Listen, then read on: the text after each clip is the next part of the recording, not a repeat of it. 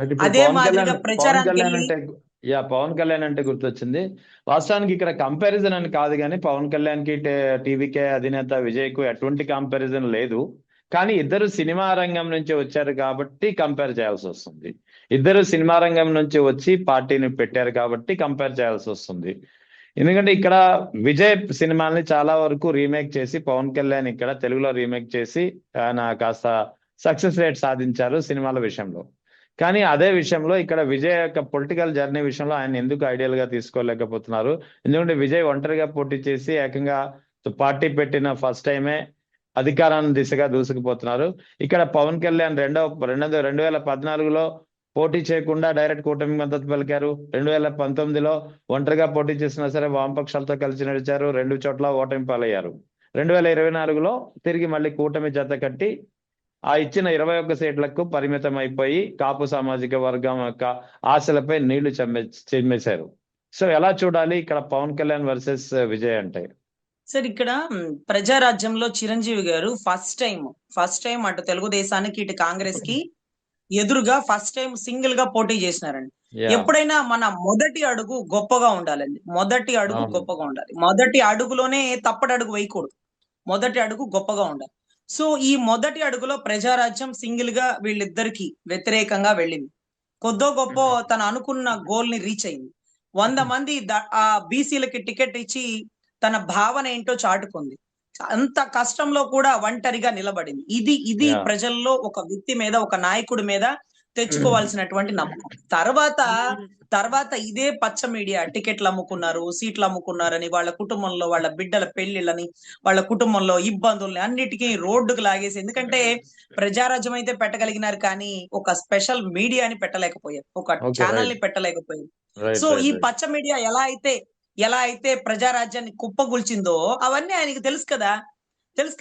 మొట్టమొదటిగా రాజకీయాల్లోకి వచ్చేవాడివి వీళ్ళందరినీ వ్యతిరేకంగా ఎవరైతే నీ అన్న పతనానికి కారణం అయ్యారు, ఎవరైతే నీ అన్నని ముఖ్యమంత్రి అవ్వకుండా వెన్నింతల వెనుక్కు లాగినటువంటి వ్యక్తి, ఆ వ్యక్తికి సంఘీభావం పలుకుతూ 2014లో అతన్ని గెలిపించండి అంటే నువ్వు అతనికి విలువిచ్చినట్టు గాని ఎంతో ప్రేమగా ప్రాణంగా పూజించే నీ అన్నకి ఏం విలువిచ్చినట్టు? నువ్వు చెప్పావు కదా అని మేము పొలం అతనికి ఓట్లేసి గెలిపించేసినాం. కానీ ఎవరతను? నీ అన్న పతనానికి కారణమైన వాడు, నీ అన్నని ముఖ్యమంత్రి అవనీకండా ఆపినవాడు. అరే జగన్ గారు, నీ అన్న నమస్కారం పెడితే ప్రతి నమస్కారం పెట్టలేదనే నీకు కోపం వచ్చిందే. కానీ నీ అన్నని, నీ వదిని ఇంటికి పిలిచి భోజనం పెట్టి అన్నా నీ బ్లెస్సింగ్స్ నాకు ఉండాలన్నా అని అడిగినటువంటి మరో తమ్ముడు కదా జగన్ గారు. అడిగినారా ఈ రోజున మీ అన్నని? పిలిచినారు, భోజనం పెట్టినారని అడిగినారా? 2015 అనుకుంటండి, ముద్రగడ పద్మనాభం గారిని నిర్బంధించినప్పుడు రాజమండ్రి ఎయిర్పోర్ట్ కి వెళ్ళినారు సంఘీభావం తెలపడానికి చిరంజీవి గారు. అక్కడ చిరంజీవిని నిర్బంధించినటువంటి వ్యక్తి చంద్రబాబు గారు. యా. చిరంజీవిని అరెస్ట్ చేసేమని ఒక ఆర్డర్స్ పాస్ చేసేసినాడు. ఏం పని అక్కడికి? సినిమా వాళ్ళకి ఏం పని అక్కడ? సినిమాలు లాకుండా రాజకీయాలు లాకుండా అంటూ ఆయన అక్కడ నిర్బంధించినాడు. మరి ఆ కోపం మీకు రాలేదా? ఆ తిరుగుబాటు మీలో కలగలేదా? శంకర జాతి నా కొడుకులని మాట్లాడాడు బాలకృష్ణ గారు జన సైన్యాన్ని. పొలోమని మేము వచ్చేసినామే, వాళ్ళలాగా కద్ర చొక్కాలు ఖాదీ చొక్కాలు మేము వేసుకోలేం కదా, కానీ మీ అభిమానులం కదా. శంకర జాతోళ్ళు అంటాడా? అసలైతే నిన్న అయ్యన్న పాత్రుడు పొగుడుతున్నాడండి, పవన్ కళ్యాణ్ గారిని జాకీలేసి లేపుతున్నాడు. అయ్యా, నీ సొంత సొయాన కొడుకు, నీ కొడుకు ఒక దౌర్భాగ్యుడు పెట్టినటువంటి పార్టీ వెనకాల నిలబడ్డారు వీళ్ళందరూ, వీళ్ళు దౌర్భాగ్యులు అన్నారు. ఆ దౌర్భాగ్యుడు ఎవరో తెలుసా? తమరి అన్న చిరంజీవి గారిని వాళ్ళు సంబోధించినటువంటి పదం. బాలకృష్ణ గారు సమరసింహారెడ్డి షూటింగ్ లో చేసినట్టుగా 2 చేతులు జేబులో పెట్టుకొని కళ్ళ చూడు విగ్గు మీద పెట్టుకొని ఎవడికి ఎక్కువ, ఎవడు చిరంజీవి ఎవడికి ఎక్కువ అని పదాలు అసెంబ్లీ సాక్షిగా సంబోధిస్తే ఎక్కడో వైసీపీలో ఉండేటటువంటి చిరంజీవి అభిమానులకి, టీడీపీలో ఉండే చిరంజీవి అభిమానులకి, కాంగ్రెస్ లో ఉండే చిరంజీవి అభిమానులకు కూడా మనసు నొచ్చుకుందే. తమరి మనసు ఎందుకు నొచ్చుకోలేదు? సో ఇటువంటి పరిస్థితుల్లో మీరు పవన్ కళ్యాణ్ గారిని విజయ్ గారి లాగా వెళ్ళండి అంటే వెళ్ళిన మొట్టమొదటి అడిగే 2014లో ఆయన గెలుపుకి కారణమయ్యాడు. యా. మళ్ళీ గెలవలేమనుకున్నాడో ఏమో, మళ్ళీ విడిగా వచ్చాడు. మళ్ళీ ఆయన గెలవడానికి నేను కారణం అవ్వాలనుకున్నాడేమో, మళ్ళీ ఆయనతో కలిసి వెళ్ళాడు. సో ఇటువంటి అప్పుడు మనం విజయ్ గారితో కంపారిజన్ చేయలేం సార్. విజయ్ అనే వ్యక్తి 40 మంది చనిపోతే అతని ఇంకొకసారి బయటికి రాకుండా ఆపడానికి అతని ఐటీ సోదాలంటూ, అతని కుటుంబ విషయాలంటూ, అతనికి ఇంకొక ఆవిడ ఉందంటూ ఇవన్నీ కూడా పుకార్లు పుట్టించినా సరే నీలో దమ్ముంటే ఇవన్నీ ఏవి కూడా కనపడవు సార్. నీలో తప్పులు ఒప్పులు ఇవన్నీ కాదబ్బా, నీ అంతిమ లక్ష్యం ప్రజలకి సేవ చేయాలి అనుకుంటున్న నీ నినాదాన్ని తమిళులు స్వాగతించి స్టాలిన్ బీజేపీకి ఎదురుగా స్టాలిన్ చింపేసినాడు కాగితం. అంత గొప్ప స్టాలిన్ ని ఎదురుగా ఒడ్డి నువ్వు గెలవగలిగినావంటే కొద్ది గొప్ప మా ఆంధ్ర రాష్ట్రం నుంచి జగన్ గారి నుంచి ఒక భావన నెరవేర్చుకున్నాం. ఒక భావన మీరు తీసుకోగలిగినారు, అది నెరవేర్చుకోగలిగినారు. ఏంటంటే ఎంత కష్టమైనా జైల్లో పెట్టండి, ఏమైనా చేయండి, ఏమైనా చేయండి, నేను సింగిల్. ఇంకా జగన్ గారితో బీజేపీ సంప్రదింపులో, కాంగ్రెస్ సంప్రదింపులో చేయలేదు కానీ పాపం విజయ్ గారితో మాత్రం చాలా మంది చెప్పిన సమీకరణాలు ఎంతో కలపడానికి ప్రయత్నించినారు. కానీ ఎక్కడ కూడా ఆయన తగ్గలేదు. ఆయన గెలుపు కూడా అంగుళం కూడా తగ్గలేదు.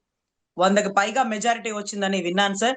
సో ఎనీవే ఇలా వెళ్తే మనం అనుకున్న లక్ష్యాన్ని సాధిస్తామని ఒక్క విజయ్ గారికే కాదు సార్, రాష్ట్రంలో ప్రతి ఒక్కరు తెలుసుకోవాల్సింది ముందు కష్టాలే వస్తాయి.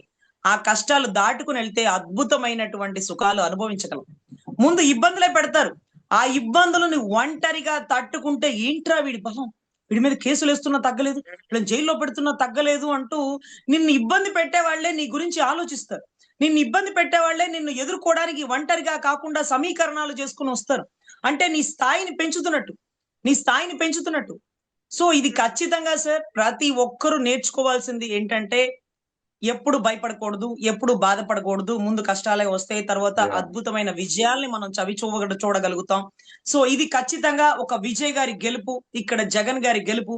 ఇలా రాష్ట్రంలో పక్క రాష్ట్రాల్లో ఎవరైనా ఒక స్థాయికి వెళ్ళాలన్నా, ఎవరైనా ఒక వ్యక్తి తన అంతిమ లక్ష్యాన్ని నెరవేర్చుకోవాలన్నా ముందు వచ్చే కష్టాలని స్వాగతించాలి. 16 నెలలు జైల్లో ఉన్నా మళ్ళీ బయటకు వచ్చి ఒంటరిగా ముందుకెళ్ళాలి. 51 రోజులు జైల్లో రాగానే అయ్యా నీ చెయ్యి అందించు అంటూ చెయ్యి పట్టుకోకూడదు. 2014 నుంచి ఒంటరిగా నడవడం చేతగాని నువ్వు ఈ రోజు బీజేపీని కలుపుతావు, మళ్ళీ అదే బీజేపీ మీద రాళ్ళు వేసుకోవద్దు.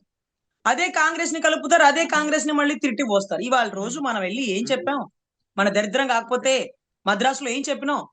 మద్రాసులో కాంగ్రెస్ ని తిట్టినాం. ఒకప్పుడు స్టాలిన్ గెలుపుకు మనమే కారణం, ఇప్పుడు స్టాలిన్ ఓటమికి మనమే కారణం.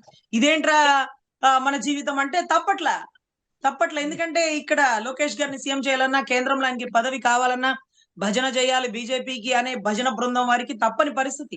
సో ఎనీవే ఈ గెలుపు ఊహించినది, ఈ గెలుపు ఇలా వస్తుందని తెలిసి కూడా చంద్రబాబు గారు ఎక్కడ విజయ్ గారి గురించి అంటే అతను యువ నాయకుడు కదా, ఇప్పుడే వస్తున్నాడు కదా, నో కామెంట్స్. మీరు గమనించారో లేదు, నో కామెంట్స్ చేసే ధైర్యం కూడా చేయలేకపోయారంటే విజయ్ గారి అభిమానులంటే ఎలా ఉంటదో.